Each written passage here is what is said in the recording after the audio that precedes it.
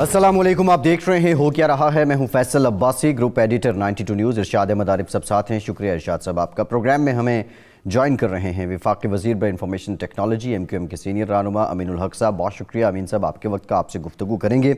मरियम नवाज़ साहिबा कहती हैं कि हुकूमत को हटाना महीनों हफ्तों नहीं बल्कि चंद दिनों की बात है। साथ ही साथ नून लीग ये मुतालबा कर रही है कि हुकूमत ये भी बताए कि नून लीग के 4 लोगों ने किससे मुलाकात की है, और ये भी इल्ज़ाम आयद कर रही है नून लीग हुकूमत पर कि ऐसे बयानात मिनी बजट से तवज्जो हटाने की एक कोशिश है ताकि लोगों की अटेंशन जो है वो डाइवर्ट हो सके। मिनी बजट को लेके जो इत्तेहादी जमातें हैं, चौधरी शुजात हुसैन साहब की भी एक स्टेटमेंट है महंगाई से मुतालिक। MQM भी अपने तहफ़्फ़ुज़ात का इजहार कर चुकी है, लेकिन अब ये पास हो चुका है, इस पर सदर दस्तखत भी कर चुके हैं। इसके बाद इसके जो असरात हैं इत्तेहादी जमातों के लिए वो कितने संगीन हो सकते हैं, इस पर मुफस्सल बात करेंगे। कराची और बिलखुसूस सिंध की सियासत में जो मार्च है उसकी बहुत ज़्यादा बातें हो रही हैं। अली जैदी साहब 27 फरवरी को घोटकी से कराची आना चाह रहे हैं। जमात इस्लामी 20 जनवरी को हसन स्क्वायर पे धरना देना चाह रही है। 19 रोज़ हो चुके हैं पहले वाले धरने को, लेकिन MQM इस सारे माहौल में कहाँ खड़ी है, ये ज़रा आज हम डिटेल जानेंगे। इरशाद साहब, मिनी बजट आ गया, अब उसके असरात भी ज़ाहिर आना शुरू हो जाएंगे। ये असरात आप समझते हैं कि जो नूर आलम खान साहब जैसे लोग अपने रिजर्वेशन का इजहार कर रहे हैं या हुकूमती बेंच से PTI के लोग कर रहे हैं, उसी तरह संगीन असरात का सामना इत्तेहादियों को भी करना पड़ेगा? देखिए 3-4 दिन गुज़रे हैं बजट को पास हुए। मार्केट में अगर आप चले जाएं, अद्वियात की कीमतों में इजाफ़ा नज़र आ रहा है। बच्चों का दूध जो इम्पोर्टेड है, फार्मूला दूध, उसमें उसकी कीमत में इजाफ़ा नज़र आ रहा है। बाकी और चीज़ें आप जिनके बारे में ये नहीं कह सकते कि ये सिर्फ़ अशराफिया इस्तेमाल करती है या दौलतमंद लोग इस्तेमाल करते हैं, जो आम लोग भी इस्तेमाल करते हैं। अब ये जो बच्चों का दूध है, फार्मूला दूध या इम्पोर्टेड दूध जो है, ये बसा औकात अब गरीब घरानों में भी मुतवस्सित निचला मुतवस्सित तबका, लोअर मिडिल क्लास जो है, उनमें भी इस्तेमाल हो रहा है। तिब्बी वजूहात की बुनियाद पर और मसाइल हैं, माओं के मसाइल होते हैं। तो महंगाई का, बजट का असर आम आदमी की मईशत पर, आम आदमी की ज़िंदगी पर मुरतब होना शुरू हो गया है। अब जो दावे किए गए थे शौकतरीन साहब की तरफ से या हुकूमत की तरफ से, उनकी रोशनी में आसानी कब पैदा होती है निचली क्लास के लिए, गरीब आदमी के लिए और मुतवस्सित क्लास के लिए, उसके बारे में हमें मालूम नहीं।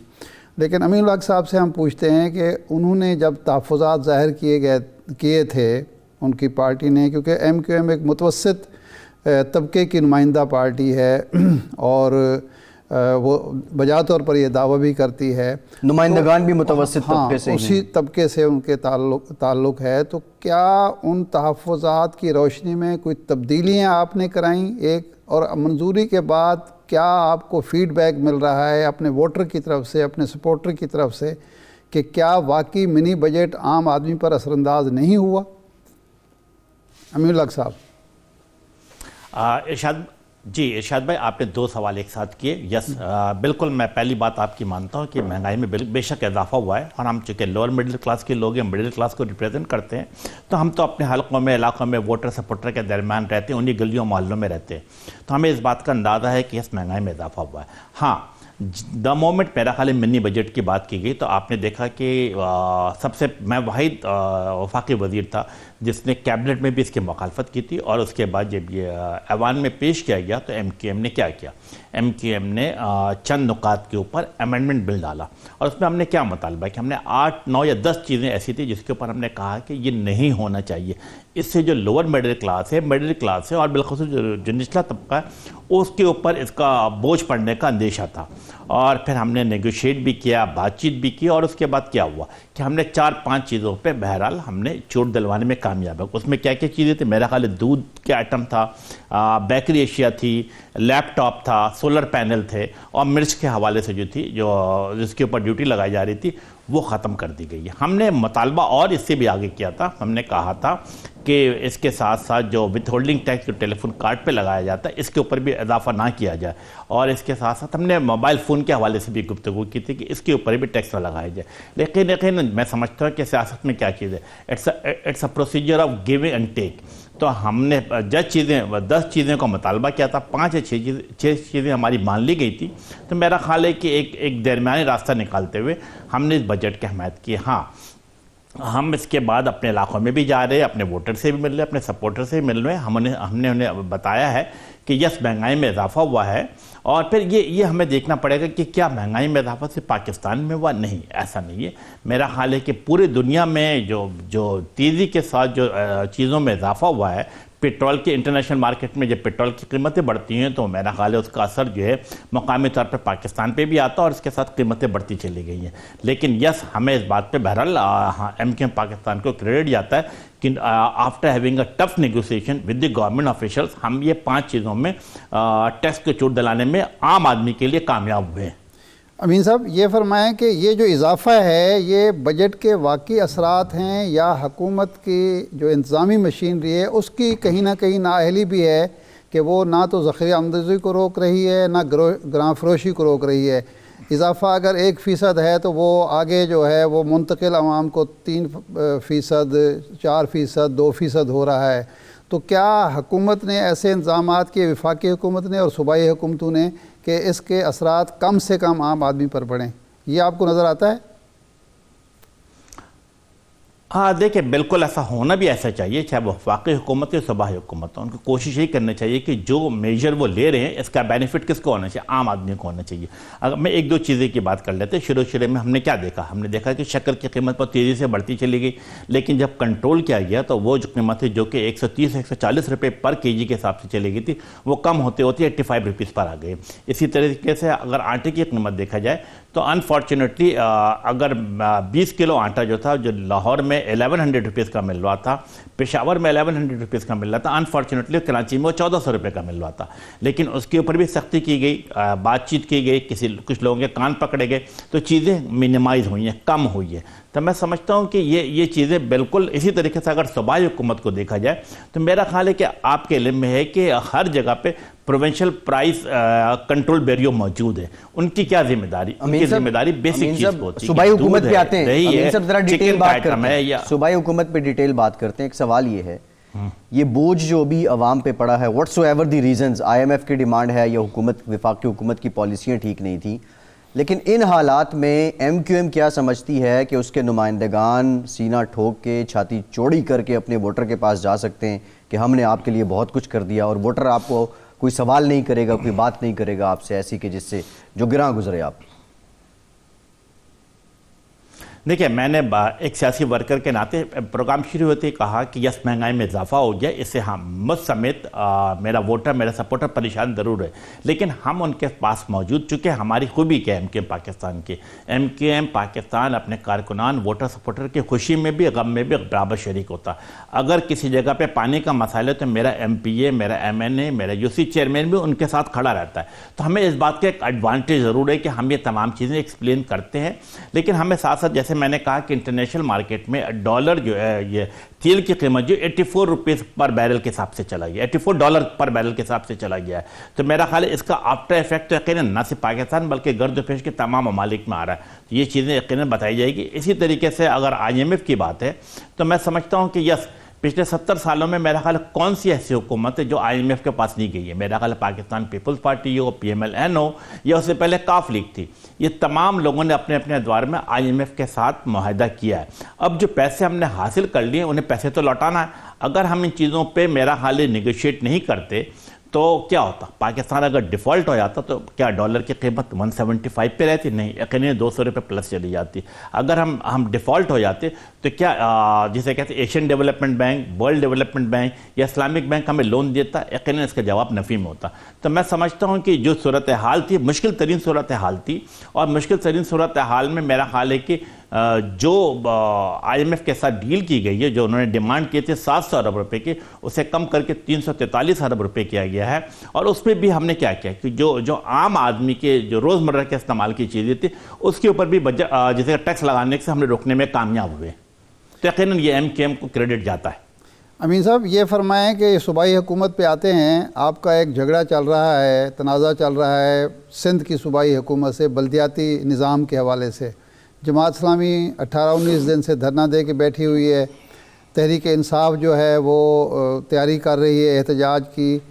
آپ نے جماعت اسلامی کے احتجاج کی یا مطالبات کی تائید تو کی، آپ نے اجلاس بھی کیے، لیکن عملاً آپ کی طرف سے، آپ کراچی کے، حیدرآباد کے، سکھر کے نمائندے ہیں یا سمجھے جاتے ہیں، تو آپ جماعت اسلامی کے ساتھ کھڑے ہو کے اس بل کی مخالفت کریں گے یا اپنے طور پر کوئی لائحہ عمل آپ نے تیار کیا ہے؟ ارشاد بھائی مجھے تھوڑا 2 منٹ دے دیجیے گا، میں تفصیل سے بتاتا ہوں۔ یس، ایم کیو ایم پاکستان پہلی سیاسی پارٹی تھی جس نے جسے کہتے ہیں سندھ لوکل گورنمنٹ ایکٹ 2021 کی کھل کر مخالفت کی، اسمبلی میں کی۔ اس کے بعد جو طریقہ کار تھا، ہم نے پریس کانفرنس کیا، پریس کانفرنس کرنے کے بعد ہم نے آل پارٹیز کانفرنس بلائی۔ اس آل پارٹیز کانفرنس میں سندھ کی تمام اپوزیشن پارٹی یعنی P M L N, P T I, Jamaat Islami, J you آئی، عوامی نیشنل پارٹی، تمام لوگوں کو بلایا گیا۔ انفارچونیٹلی جماعت اسلامی ہمارے آل پارٹیز کانفرنس میں نہیں آئی، اور اس کے علاوہ تمام سیاسی پارٹی نے متفقہ طور پر اس بل کو مسترد کر دیا۔ ہم نے دوسرا اسٹیپ کیا کیا؟ ہم نے دوسرا اسٹیپ کیا، کراچی کی تمام تاجر انجمنوں، یعنی اگر آپ صدر مارکیٹ ہو، حیدری مارکیٹ ہو، لیاقت آباد مارکیٹ ہو یا لیاری کی مارکیٹ ہو، تمام لوگوں کو بلایا، اور تمام لوگوں نے متفقہ طور پر 2021 سندھ لوکل گورنمنٹ ایکٹ کو کالا قانون قرار دیتے ہوئے مسترد کر دیا۔ ہم نے یہاں نہیں رکے، بلکہ ہم نے تیسرا اسٹیپ کیا۔ جو سب سے بڑے کراچی کے اکنامک اسٹیک ہولڈر تھے، like federation, stock exchange, Karachi chamber of commerce, site association, Korangi association, ان تمام لوگوں کو بلایا، ان کے سامنے بھی مدعا رکھا، اور تمام لوگوں نے بھی الحمدللہ سندھ لوکل گورنمنٹ ایکٹ کو کالا قانون قرار دیتے ہوئے مسترد کیا۔ اس کے بعد ہم نے کیا فیصلہ کیا کہ روڈوں پر آنا ہے۔ ہم نے جسے کہتے ہیں ان مین ٹائم ہم نے 5-6 مختلف مظاہرے کرنے کے بعد ایک بڑا مظاہرہ ہم نے کہاں کیا؟ کراچی پریس کلب کے سامنے فوارہ چوک پہ کیا، جس میں ہزاروں کی تعداد میں نوجوان، بزرگ، خواتین موجود تھی۔ لیکن ہم نے اس کو ابھی ختم نہیں کیا ہے، بلکہ ہم نے اب کیا فیصلہ کیا ہے کہ انشاءاللہ تعالیٰ نیکسٹ سیٹرڈے کو آپ دیکھیں گے، غالباً فرائیڈے کو دیکھیں گے، سیٹرڈے کو دیکھیں گے، سنڈے کے دن، میں ابھی اعلان نہیں کر رہا، آپ دیکھیں گے کہ کراچی کے مختلف علاقوں میں ہم دھرنا دیں گے۔ اور انشاءاللہ تعالیٰ ہم نے کیا کیا؟ ہم نے جماعت اسلامی کو دیکھے، جماعت اسلامی ہمارے کسی پروگرام میں شریک نہیں ہوئی، لیکن ہم نے وسیع القلبی کا مظاہرہ کیا، ان کے اس کاز کے حمایت کا اعلان کیا، کیونکہ ہمیں اس بات کا پتہ ہے کہ پچھلے 40 سال سے ایم کیو ایم پاکستان اس شہر کی نمائندہ تنظیم ہے۔ اور ابھی عملاً ہم نے کیا کیا؟ ابھی آج سے 1.5 مہینہ پہلے جو آپ نے دیکھا کہ سندھ کنٹونمنٹ بورڈ کا الیکشن ہوا، تو M Q M Pakistan emerge as the second largest party in Sindh. People's party کے پاس 18 سیٹ تھی، ایم کیو ایم کے پاس 17 سیٹ تھی، پی ٹی آئی 16 سیٹ تھی۔ تو ہم نے تو اپنے عمل سے پروف کر رہے ہیں، کراچی کے عوام ہم پہ اعتبار اور اعتماد بھی کر رہے ہیں۔ انشاءاللہ تعالیٰ کراچی کے عوام پہ ہم پورا اتریں گے، اور ہر صورت میں کالا قانون کے خلاف اپنی جدوجہد کو جاری رکھیں گے۔ امین الحق صاحب، یہ ایک بحث چل پڑی ہے صدارتی نظام کی کہ جی موجودہ جو پارلیمانی نظام ہے اس میں کمپرومائزز بہت کرنے پڑتے ہیں، وزیر اعظم کے لیے یا وزرائے اعلیٰ کے لیے کام کرنا آسان نہیں ہوتا، تو صدارتی نظام اس ملک میں لایا جائے۔ اور ایوب خان کے صدارتی نظام کی مثال بھی دی جاتی ہے، جب انڈسٹری نے ترقی کی، تعلیم نے ترقی کی، باقی شعبوں میں۔ تو آپ ایم کیو ایم پاکستان کا کیا موقف ہے؟ صدارتی نظام کے حوالے سے سوچا جانا چاہیے؟ دیکھیں، ایم کیو ایم پاکستان جمہوریت پسند سیاسی جماعت ہے، اور جو جمہوری اصولوں کے مطابق اپنی سیاسی جدوجہد کر رہی ہے۔ اور میں سمجھتا ہوں پچھلے 5-5.5 سالوں سے آپ سب نے دیکھا کہ ایک جسے کہتے ہیں کہ باہمی مشاورت سے فیصلہ کیا جاتا ہے۔ ایم کیو ایم یہ سمجھتی ہے کہ یس، پارلیمانی فارم آف دی گورنمنٹ جو وہ بہتر ہے، یہاں پر اکاؤنٹیبلٹی ہے۔ اگر آپ اسمبلی میں سوال جواب ہو سکتا ہے، کوسچن آنسر ہو سکتا ہے، اسٹینڈنگ کمیٹی میں سوال کیا جا سکتا ہے، اور اس پہ ایڈوانٹیج نظر آتا ہے کہ اکاؤنٹیبلٹی از دیئر۔ تو ایم کیو ایم پاکستان ابھی میں ذاتی طور پہ کہہ رہا ہوں کہ یس، ایم کیو ایم سمجھتے ہیں کہ پارلیمانی فارم آف گورنمنٹ رہنا چاہیے، اور پارلیمانی فارم آف دی گورنمنٹ جو ہے میرا خیال ہے بہتر نظام ہے، جس میں عوام کی زیادہ بہتر طریقے سے خدمت کی جا سکتی ہے۔ لیکن اس کے باوجود کبھی یہ میرا خیال ہے اہم سوال اگر آتا ہے تو یقیناً رابطہ کمیٹی بھی آپس میں بیٹھے گی، مشاورت کرے گی اور پھر فیصلہ کرے گی۔ ٹھیک ہے امین صاحب، ابھی آپ نے کہا کہ اور کوئی چارہ نہیں تھا آئی ایم ایف کے پاس جانے کے علاوہ، تو اگر نہ جاتے تو دیوالیہ ہو جاتا ملک، آپ یہ کہہ رہے ہیں، اور ہم دیوالیہ ہونے کے قریب تھے، اس لیے قوم کے وسیع تر مفاد میں آپ نے حکومت کا ساتھ دیا؟ دیکھیں، میں سمجھتا ہوں کہ جو صورتحال بن رہی تھی، خدا نخواستہ اگر ہم ڈیفالٹ ہو جاتے تو آپ مجھے بتائیں کہ ہم نے کچھ ممالک کو دیکھا، افریقہ ممالک کو جو ڈیفالٹ ہوئے ہیں، تو ان کی کیا صورتحال ہوئی. ہمارے سامنے ایجپٹ کی بھی مثال رہی ہے. تو میں سمجھتا ہوں کہ یس ایک بڑا اچھا وزڈم کا مظاہرہ کیا گیا ہے، اور پھر اس پہ کوئی نئی بات نہیں تھی. میرا خیال ہے ماضی کی تمام پاکستان پیپلز پارٹی کے دور میں زرداری صاحب صدر تھے، یا اس کے بعد میاں صاحب صدر تھے، وزیر اعظم تھے، اور اس سے پہلے جو قافلی کی حکومت ان تمام دور میں IMF کے پاس گئے ہیں. تو میں سمجھتا ہوں کہ یس اب ہماری کیا ضرورت بنتی ہے کہ وہ تمام پیسے جو حاصل کیے جا رہے ہیں اس میں ٹرانسپیرنسی رکھا جائے، اس کی اکاؤنٹیبلٹی ہونا چاہیے، اور صحیح جگہوں پر خرچ ہونا چاہیے تاکہ عوام کو اس کے فوائد حاصل ہو سکے، اور ہم بہتر طریقے سے ان فنڈ کو ریفنڈ کر سکیں. اور انشاءاللہ تعالیٰ اگلے 4 سال بعد، 5 سال بعد، 10 سال بعد میں سمجھتا ہوں کہ یس پاکستان کی عوام اس قابل ہوگی کہ معاشی طور پہ مضبوط ہوگی. جب معاشی طور پہ مضبوط ہوگی تو میں سمجھتا ہوں کہ دفاعی طور پہ بھی ہم مضبوط رہیں گے.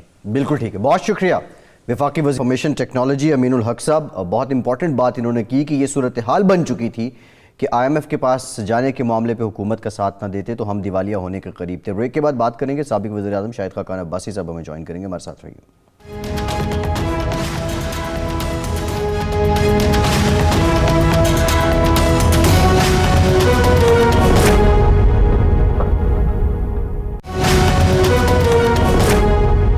بریک کے بعد ایک بار پھر سے آپ کا خیر مقدم کرتے ہیں. سابق وزیر اعظم پاکستان شاہد خاقان عباسی صاحب نے ہمیں جوائن کیا. عباسی صاحب thank you very much for your time. Abbasi صاحب وہ 2 دونی 4 پہ تو ہم بات کریں گے، لیکن امین الحق صاحب تھے بریک سے پہلے ہمارے ساتھ. وہ کہہ رہے تھے کہ IMF کے پاس نہ جاتے تو صورتحال یہ بن چکی تھی کہ ملک دیوالیہ ہونے کے قریب تھا.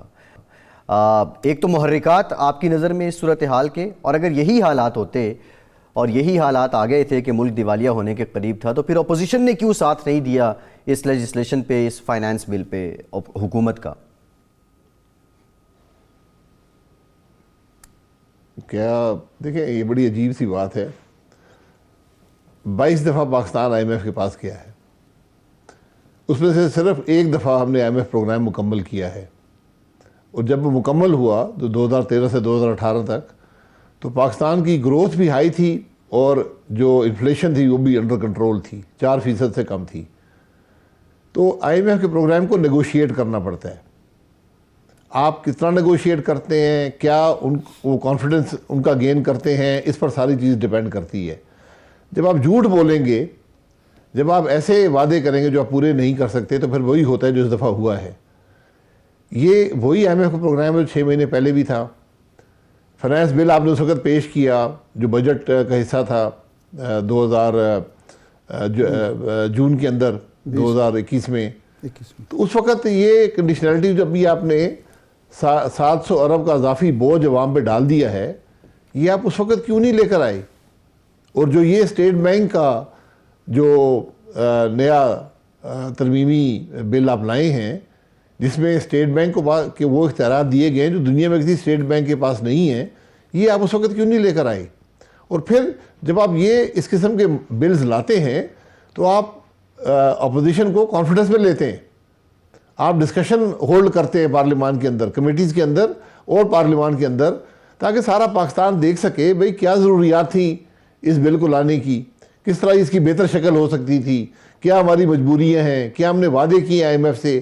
یہ سب چیزیں چھپائی گئیں پارلیمان سے بھی اور پاکستان کے عوام سے، اور رات کے اندھیرے میں اجلت میں یہ بل پاس کیے گئے. عباس صاحب، کہا یہ جاتا ہے یا گورنمنٹ کی طرف سے کہا جا رہا ہے، آج بھی پریس کانفرنس کی ہے کہ جی بورڈ آف گورنر ہمارا ہوگا، اور board of governor state bank کو ہٹا بھی سکتا ہے، ڈپٹی گورنر کا تقرر بھی وہی کرے گا. تو اس کے بعد پھر کیسے کہا جا سکتا ہے کہ جی وہ کوئی وائسرائے کے اختیارات دے دیے گئے ہیں اور ہمارے ہاتھ سے اسٹیٹ بینک چلا گیا ہے؟ اگر اسٹیٹ بینک حکومت پاکستان کو قرضے نہیں دیتا، قدغن لگاتا ہے کہ جی آپ خام خواہ انفلیشن نہ کریں، تو اس میں برائی کیا ہے؟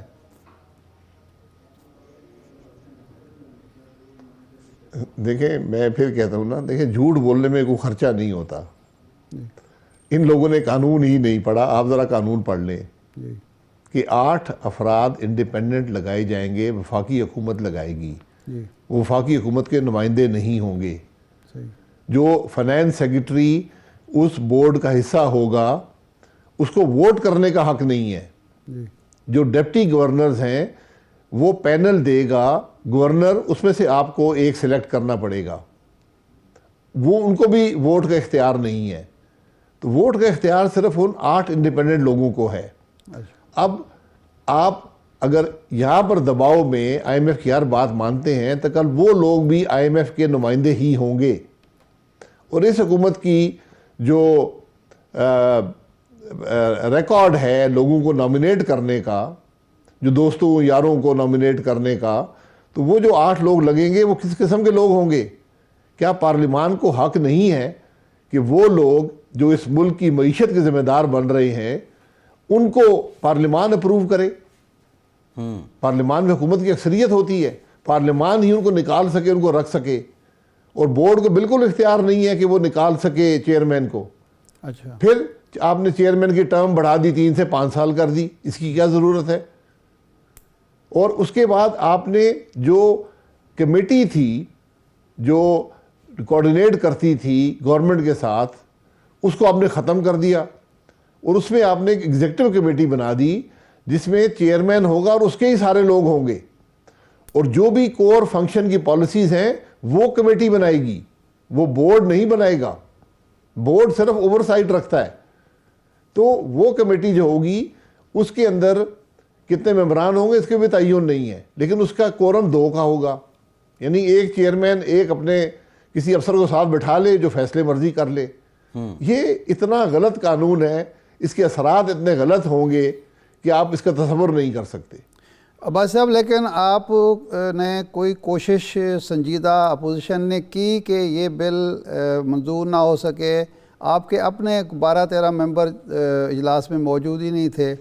اپوزیشن دعویٰ کر رہی تھی کہ ہم منی بجٹ جو ہے منظور نہیں ہونے دیں گے, وہاں بھی یہی صورتحال رہی, آسانی سے انہوں نے منظور کرا لیا. تو یہ بھی اپوزیشن کی ناکامی نہیں ہے؟ میرے بھائی, اپوزیشن پارلیمانی نظام میں اس طرح نہیں چلتی. پارلیمانی نظام میں حکومت کے پاس عددی برتری ہوتی ہے, لیکن اس نے اخلاقی برتری حاصل کرنی ہوتی ہے. وہ اخلاقی برتری اپنی دلیل دے کر, وہ عوام کے سامنے مشکلات رکھ کر, ان کا حل دے کر, ایشو کو ڈیبیٹ کر کر حاصل کی جاتی ہے. تو یہ جو بل پاس ہوئے ہیں, جو اسٹیٹ بینک کا بل لے لیں, یہ 2 گھنٹے کمیٹی میں رہا, اس کے بعد اس پر بغیر ڈیبیٹ کے پوری اپوزیشن کھڑی رہی, اور ڈپٹی اسپیکر نے تمام رولز کو وائلیٹ کر کے رات کے اندھیرے میں اس بل کو پاس کیا. ہم نے صرف یہ کہا کہ بھائی اجلت کیا ہے, آپ اس بل پر ڈیبیٹ ہونے دیں, اس کے حقائق عوام کے سامنے آنے دیں, کیونکہ یہ بل فنانس بل تو ہے, وہ تو مستقل نہیں ہوتا نا, وہ تو آج لگا ہے کل فنانس بل میں پھر تبدیلی آ سکتی ہے. لیکن یہ جو اسٹیٹ بینک کے امینڈمنٹ ہے, جو بل تھا, یہ تو مستقل رہے گا, اور اس کے اثرات ہر حکومت پر ہوں گے, اس حکومت پر ہوں گے. آپ یقین کریں, جب حکومت کے وزراء ہمارے ساتھ بیٹھتے ہیں, وہ کہتے ہیں جی یہ بڑا ظلم ہے, یہ بل تو بالکل ہونا نہیں چاہیے, لیکن ہم مجبور ہیں آئی ایم ایف کے ہاتھوں. لیکن آپ کا کام تھا کہ اس کو نیگوشیٹ کرتے, اس کی شکل ایسی دیتے. عباس صاحب, فواد چودھری نے یہ کہا کہ آپ کے 4 لوگ جو ہیں وہ وزیر اعظم بننا چاہتے ہیں. آپ لوگوں نے مطالبہ کیا کہ ان کے نام بتائے جائیں. اسی طرح ہم آپ سے یہ گزارش کر سکتے ہیں کہ وہ کون کون سے وزیر ہیں جو آپ کے ساتھ بیٹھ کے کہتے ہیں, یا ارکان اسمبلی ہیں جو کہتے ہیں جناب یہ نہیں ہونا چاہیے, اور پھر وہ ہاتھ کھڑے کر دیتے ہیں وہاں؟ میں یہ کہوں گا کہ کون سا وزیر نہیں کہتا, اور میں نے یہ نہیں کہا کہ فواد چودھری صاحب بتائیں وہ کون سے لوگ ہیں. جھوٹ کا تو نہ سر ہوتا ہے نہ پیر ہوتا ہے. میں نے یہ کہا کہ یہ بتا دیں کہ وہ کس سے ملاقات انہوں نے کی ہے, یہ بتا دیں. ملاقات کرنے والے انہوں نے خود کہا جی انہوں نے ایک بڑی شخصیت سے ملاقات کی. میں نے کہا ملاقات کا نام بتا دیں. نہیں عباس صاحب, وزیروں کے نام بتا دیں. 2-4 نام تو بتا ہی دیں نا, 2-3 نام تو بتا ہی سکتے ہیں آپ آسانی سے, اگر ساری کیبنٹ کی ہے. جو بات کانفیڈنس میں ہو, ان کے نام نہیں لیے جاتے. دیکھیں یہ ان باتوں میں آپ ہمیں مجبور مت کریں. جو باتیں آپ آپس میں بیٹھے ہوں اس کی گفتگو کریں, وہ نام نہیں لیے جاتے.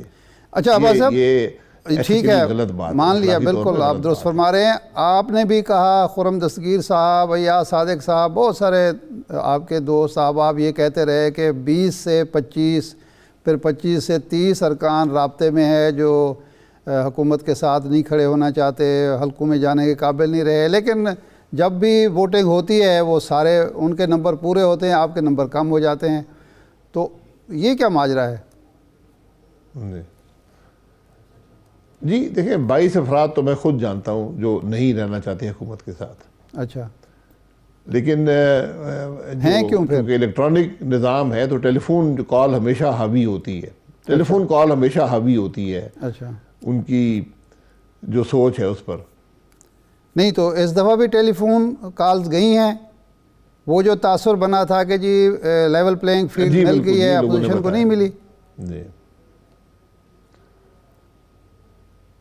نہیں، اپوزیشن کی بات نہیں ہے، یہ تو حکومت کو چاہیے تھے نا ووٹ، جی تو حکومت کو جو ووٹ چاہیے تھے وہ لوگ آنے کو تیار نہیں تھے۔ ہمیں لوگوں نے خود بتایا ہے، میں کوئی سنی سنائی بات نہیں کر رہا، انہوں نے کہا جی ہم تو جو بھی، جیسے جو اتحادی پارٹیاں تھیں جو بھی امین الحق صاحب بھی گزارش کر رہے تھے، جی یہ انہوں نے کل الیکشن لڑنا ہے، جی تو جب یہ عوام کے پاس جائیں گے، عوام پوچھیں گے بھائی آپ وہاں حکومت کے ساتھ بیٹھے ہوئے تھے، یہ 700 ارب کا بوجھ ہم پہ پڑ رہا تھا، آپ بولے بھی نہیں، وہ سارے پریشان تھے ان باتوں سے، اتحادی بھی پریشان تھے، پی ٹی آئی کے اپنے ایم این اے بھی پریشان تھے، لیکن مجبوریاں ہیں۔ تو یہ 22 لوگ وہ ووٹ نہیں مجبوری دینا آڑے چاہتے آتی تھے، ہے، ان وہ کو بل مجبور پاس کر ہو دیا گیا۔ گیا ٹیلی فون کر کے۔ جی بالکل، ان کو بلایا جاتا ہے، لوگ نہیں آنا چاہتے، اس کا حصہ نہیں بننا چاہتے، وہ اپنے عوام کو جا کر کیا بولیں گے بھائی کہ ہم کیا، جب آپ پر یہ بوجھ پڑ رہا تھا ہم وہاں کیا کر رہے تھے؟ یہ بڑے مشکل سوال ہوتے ہیں حلقوں کے اندر، ہر شخص جو الیکشن لڑتا ہے وہ محسوس کرتا ہے ان باتوں کو، اور یہ وہاں پارلیمانی پارٹی میں باتیں ہوئی بھی ہیں۔ یہ پرویز خٹک صاحب جو گفتگو کر رہے تھے پارلیمانی پارٹی میں، یہ 22 ارکان کی نمائندگی کیا کر رہے تھے عباس صاحب؟ نہیں، میرا نہیں خیال پرویز خٹک صاحب کا نام کم از کم میں تو نہیں جانتا کہ ان 22 میں ہے یا نہیں ہے، 22 کو تو میں جانتا ہوں۔ پرویز خٹک صاحب پتہ نہیں وہاں پر کیا انہوں نے بات کی ہے، وہ تو وزیر ہیں، جی سینئر ممبر ہیں پارٹی کے، تو وہ وہی بتا سکتے ہیں ان کی کیا بات ہوئی ہے وہاں پر۔ مختلف افواہیں ہیں، میں افواہوں میں نہیں پڑھنا چاہتا، لیکن یقیناً انہوں نے اپنے تحفظ کا اظہار انہوں نے بھی اور دوسرے ممبران نے بھی کیا ہے۔ عباس صاحب جن میں سے ایک آپ کا نور عالم صاحب نے اگلے دن اسمبلی کے اندر بھی اپنا، اب عباس صاحب بات وہی ہے کہ یہ تحفظات کا اظہار تو کرتے ہیں لیکن اس کے بعد ووٹ جو ہے وہ اپنے کیمپ میں ہی وہ دیتے ہیں۔ اب سوال یہ ہے، پی ڈی ایم جو تھی وہ بنی تھی لیول پلینگ فیلڈ کے لیے، پی ڈی ایم اب کتنی ایفیکٹو ہے؟ کیونکہ آپ کا 23 مارچ کا جو مارچ کا پلان ہے وہ بھی پورا ہوتا دکھائی نہیں دے رہا، کے پی میں دوسرا مرحلہ ہے بلدیاتی انتخابات کا، تو کیا لیول پلینگ فیلڈ میسر آ گئی ہے؟ اور اگر نہیں آئی ہے تو پی ڈی ایم کا ایکشن پلان کیا ہے؟ پی ڈی ایم بنی لیول پلینگ فیلڈ کے لیے نہیں تھی، پی ڈی ایم بنی تھی کہ ملک کا نظام آئین کے مطابق ہو، یہ ایک تحریک ہے، ایک مقصد ہے، وہ مقصد اقتدار نہیں ہے، وہ مقصد مفاد نہیں ہے، وہ ایک بڑا مقصد ہے کہ جب تک ملک کا نظام آئین کے مطابق نہیں ہوگا پاکستان آگے نہیں بڑھے گا۔ تو پی ڈی ایم اپنا راستہ طے کر رہی ہے، ہم نے 23 مارچ کو رکھا ہے جو لانگ مارچ ہے، الیکشن بھی آ گئے ہیں، بہرحال اس کو ہم دیکھ لیں گے کہ 23 مارچ کو کرنا ہے یا اس سے پہلے کرنا ہے، وہ بات کی بات ہے، وہ ایک ہم اپنا سفر طے کر رہے ہیں، ایک مقصد ہے، اس کی کوشش کر رہے ہیں۔ تحریک کا کوئی 23 مارچ سے پہلے بھی لانگ مارچ ہو سکتا ہے، یا آپ 27 فروری کے لانگ مارچ میں شرکت کر سکتے ہیں جو بلاول صاحب نے اعلان کیا ہے؟ نہیں، بلاول صاحب اپنے لانگ مارچ اپنے خود ہی کر رہے ہیں، تو ان کو وہ مبارک ہو۔ پی ڈی ایم اپنا لانگ مارچ کرے گی، لیکن اس کی تاریخ کا تعین کر لے گی۔ ہم نے 23 مارچ رکھا ہے، فی الحال تو 23 مارچ میں ہیں، ابھی 25 تاریخ کو اجلاس ہو رہا ہے، اس میں بھی دیکھا جائے گا تیاریاں کیا ہوئی ہیں اور کیا الیکشن کے اثرات کیا ہوں گے اس لانگ مارچ پر، تو اس کے مطابق اس کو دیکھا جائے گا۔ نہیں، اس کے بعد تو رمضان شروع ہو جائے گا نا بھائی صاحب، 23 مارچ کے بعد ہفتے 7 دن کے بعد رمضان المبارک ہے، تو پھر آپ 23 مارچ سے پہلے کیا مارچ کریں گے؟ کیا جی 3 اپریل کو رمضان ہے جی، جی تو وہ 8-10 دن بچتے ہیں نا، جی 23 مارچ سے پہلے بھی ہو سکتا ہے اگر یہ محسوس کیا جائے کہ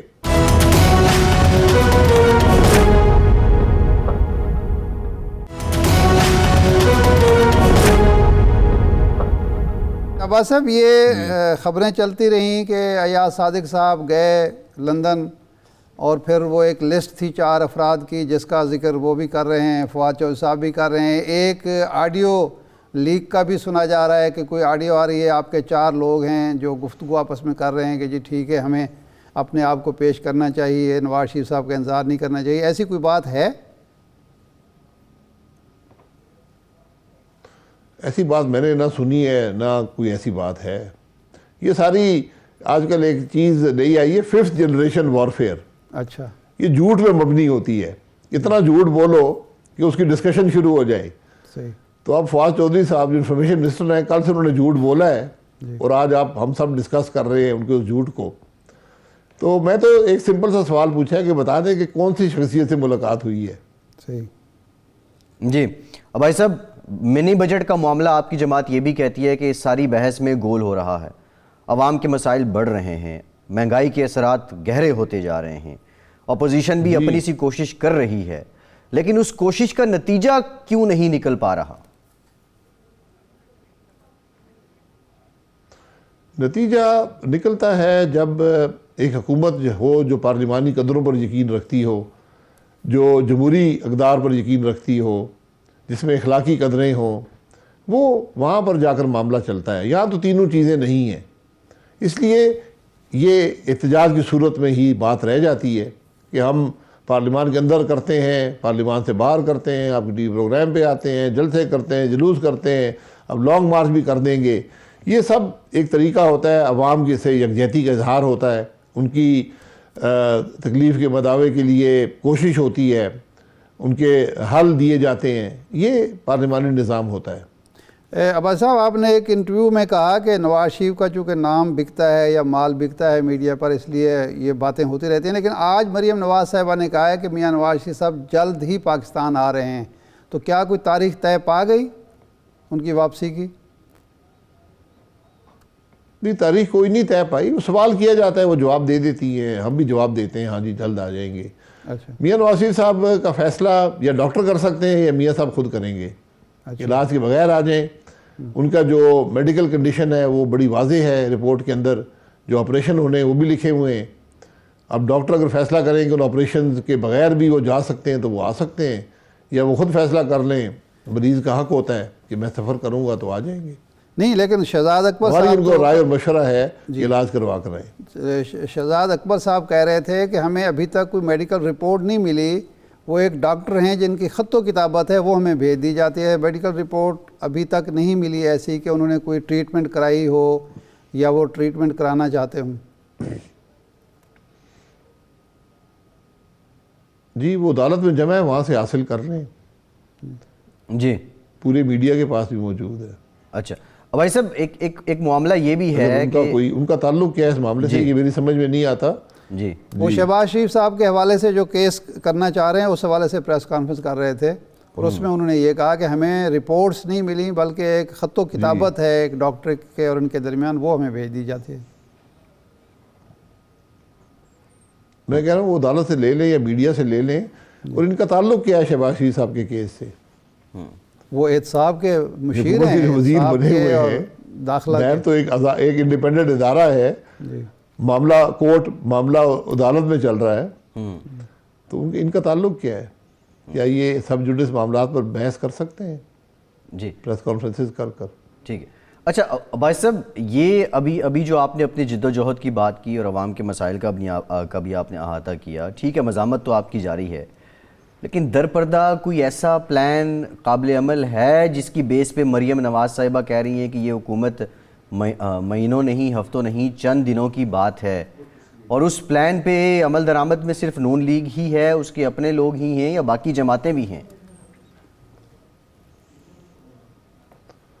دیکھیں, پلان نہیں ہوتا, جو ملک کے حالات کو دیکھ کر بات کی جاتی ہے. کہ آج آپ ملک کے حالات دیکھ لیں, ہر شخص پریشان ہے, ملک کی خارجہ پالیسی ختم ہو گئی ہے, ملک کی معیشت ختم ہو گئی ہے, لوگ مہنگائی کا شکار ہیں. تو ایسی حکومتیں نہیں رہ سکتی. جو حکومت عوام کو پر مہنگائی کا بوجھ لا دے جائے, کو حل نہ دے سکے, کو امید کی کرن نہ ہو, وہ حکومتیں نہیں رہتی. تو سیاستدان اسی حوالے سے بات کرتے ہیں کہ بھئی یہ حکومت کا وقت ختم ہو چکا ہے. عباس صاحب, عوام آپ کی طرف دیکھتے ہیں, آپ عوام کی طرف دیکھ رہے ہیں, تو یہ معاملہ کیسے حل ہوگا؟ یہ تو پھر آپ 2 سال پورے کرا دیں کہ ممکن ہے اگلے 5 سال بھی پھر حکومت بیٹھی رہے. جی, اگر عوام جس کو بھی لاتے ہیں اگلے 5 سال دیتے ہیں تو بالکل سیر آنکھوں پر. لیکن عوام کے معاملات, ملک کے مسائل حل کون کرے گا؟ آج ملک کی ضرورت ہے کہ ایک دفعہ پھر عوام کے پاس جایا جائے اور ایک نیا اور فوری الیکشن اور شفاف الیکشن ہو. جب تک شفاف الیکشن نہیں ہوگا, آپ 100 الیکشن کرا لیں, 100 الیکشن چوری کر لیں, مسئلہ حل نہیں ہوگا. جب تک نمائندہ حکومتیں ملک کے اندر نہیں آئیں گی ملک کے مسائل حل نہیں ہو سکتے. اگر ہم آئین کو توڑتے رہیں گے, اگر ہم آئین کی خلاف ورزی کریں گے, نظام آئین کے مطابق نہیں ہوگا, ملک آگے نہیں بڑھے گا. یہ بڑی واضح سی بات ہے. ایک بحث اب چل پڑی ہے صدارتی نظام کی.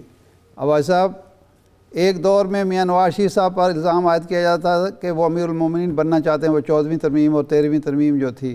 تو کیا اس وقت یہ بحث جو صدارتی نظام کی چھیڑی گئی ہے یہ جان بوجھ کر چھیڑی گئی ہے, یا اس کے پیچھے کوئی محرکات ہیں اور آپ سمجھتے ہیں اسلام آباد میں بیٹھ کر اقتدار کے ایوانوں میں آپ کے جو تعلقات ہیں کہ کوئی ایسی درون خانہ کوئی سوچ موجود ہے صدارتی نظام لانے کی؟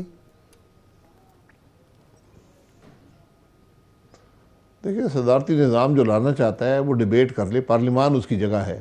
کیونکہ آپ کو تقریباً ایک نیا آئین لانا پڑے گا, اور کسی طرح بھی پارلیمانی نظام, یہ جو صدارتی نظام ہے یہ ملک کے مفاد میں نہیں ہے. ہم نے پہلے بھی جب نافذ کیا تھا تو 10-11 سال میں ملک ٹوٹ گیا تھا.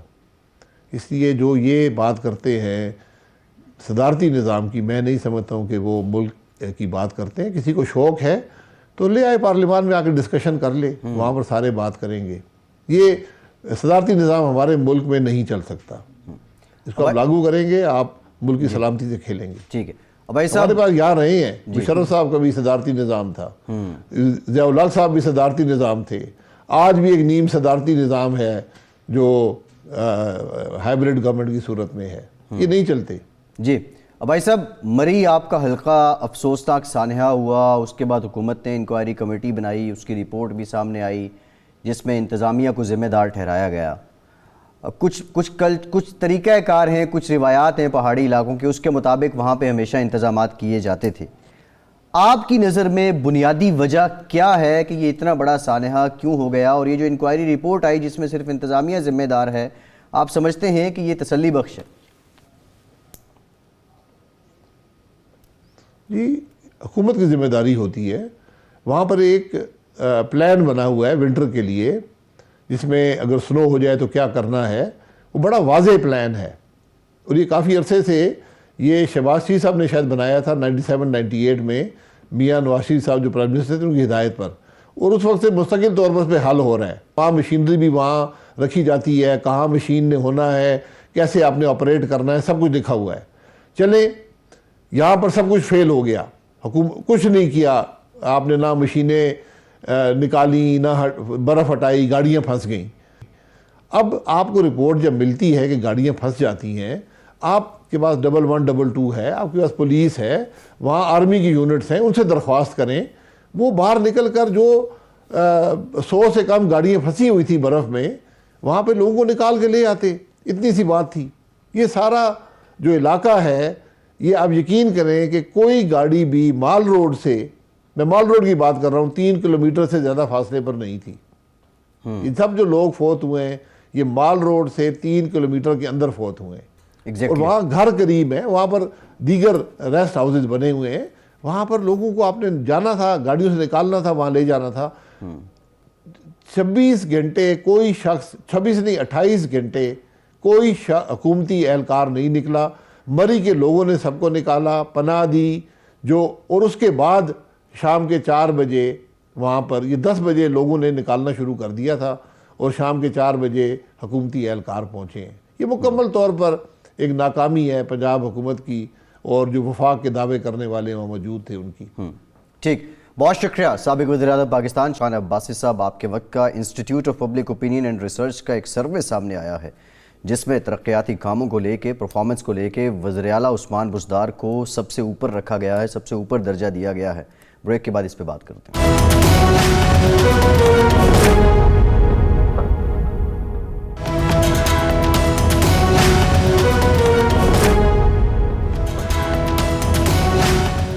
بریک کے بعد ایک بار پھر سے آپ کو خوش آمدید کہیں گے. ارشاد صاحب, institute of public opinion and research کا ایک سروے سامنے آیا ہے. بزدار صاحب پہلے نمبر پہ ہیں, دوسرے نمبر پہ محمود خان صاحب ہیں, تیسرے پہ عبدالقدوس بزنجو صاحب ہیں, اور چوتھے پہ مراد علی شاہ صاحب ہیں.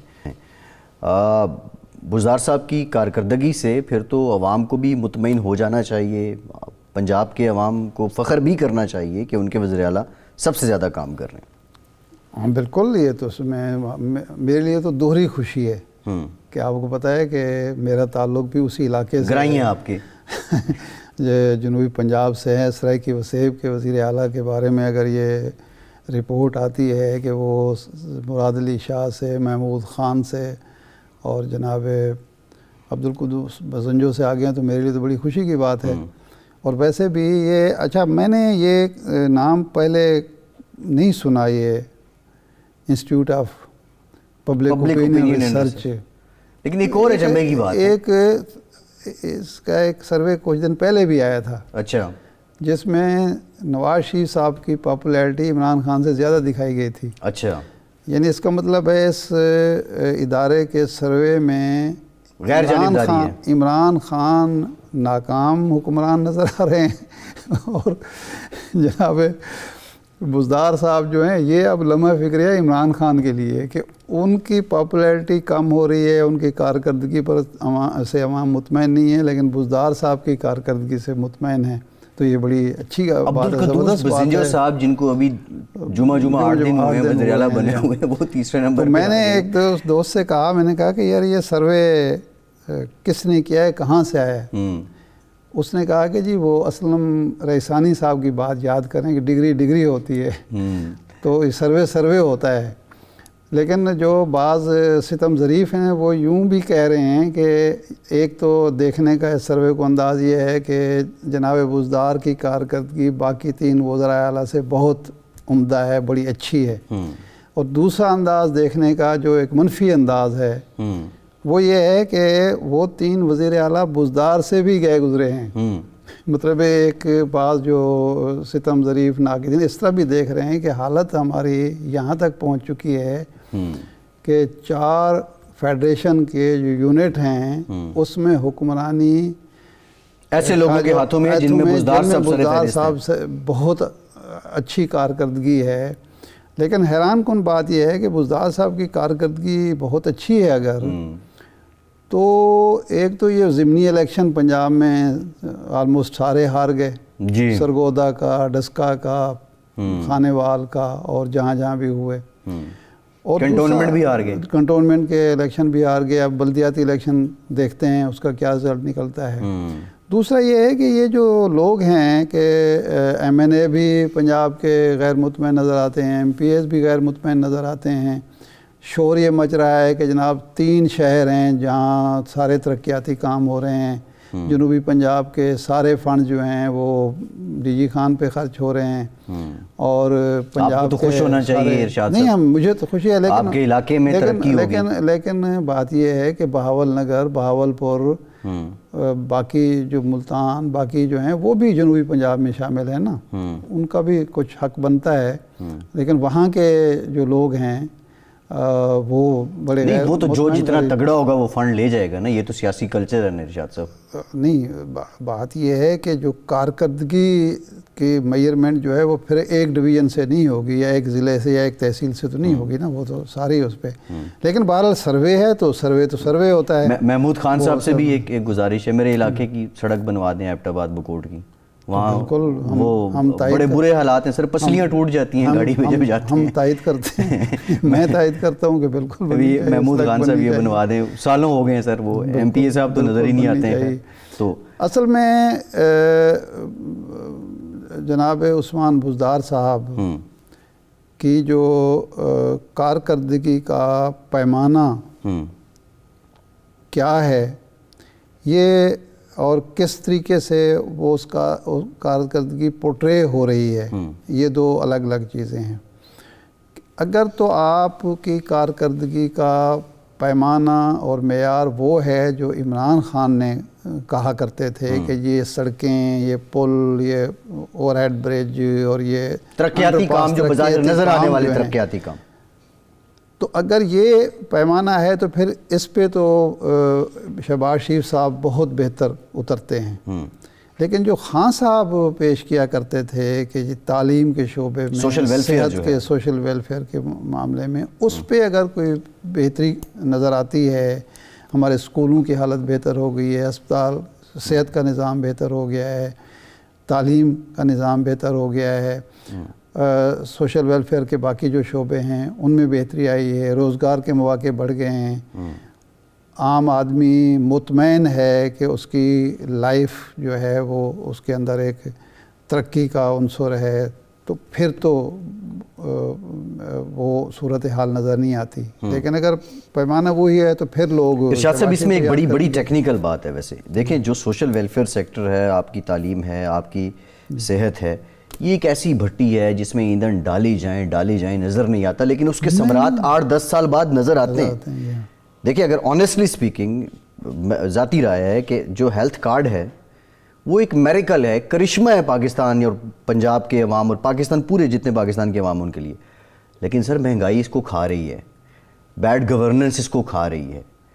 وہ تو کسی نے سوشل میڈیا پہ کہا نا کہ جی بیمار تو آدمی کبھی کبھی ہوتا ہے، روٹی روز کھانا چاہیے. اس کو روزانہ چاہیے ہوتا ہے، اس لیے ہمیں بریانی چاہیے، صحت کارڈ نہیں چاہیے. اس طرح کی چیزیں لطیفے بھی بن رہے ہیں. دیکھیں پاکستان کی یا کسی ریاست کی ترقی کے دو ہی چیزیں ہیں، بنیادیں ہیں، نسخے ہیں جن پر اگر آپ نہیں کریں گے تو کچھ نہیں ہوگا. آپ صنعت کو ترقی دیں اور تعلیم پر، معیاری تعلیم پر، جدید تعلیم پر توجہ دیں. آپ کی آبادی آپ کے اندازوں سے زیادہ بڑھ رہی ہے. جب پاکستان ٹوٹا، تقسیم ہوا، تو اس مغربی پاکستان کی جو پاکستان بنا آبادی 5 کروڑ تھی.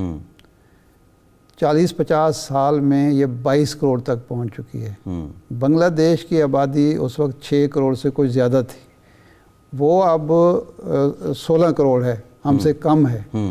لیکن کیا تعلیم کے شعبے میں، صحت کے شعبے میں، صنعت کو آپ نے اتنی ترقی دی ہے جو اس عرصے میں پر کیپٹا انکم آپ دیکھیں، پر کیپٹا انکم کا فرق ہے. تو اگر یہ کام، اگر یہ نہیں تو بابا پھر سب کہانی ہے. بالکل ٹھیک ہے. ارشاد صاحب پروگرام کا ٹائم ختم ہو گیا، بہت شکریہ، آپ کے پروگرام سے اتنے اجازت دیجیے.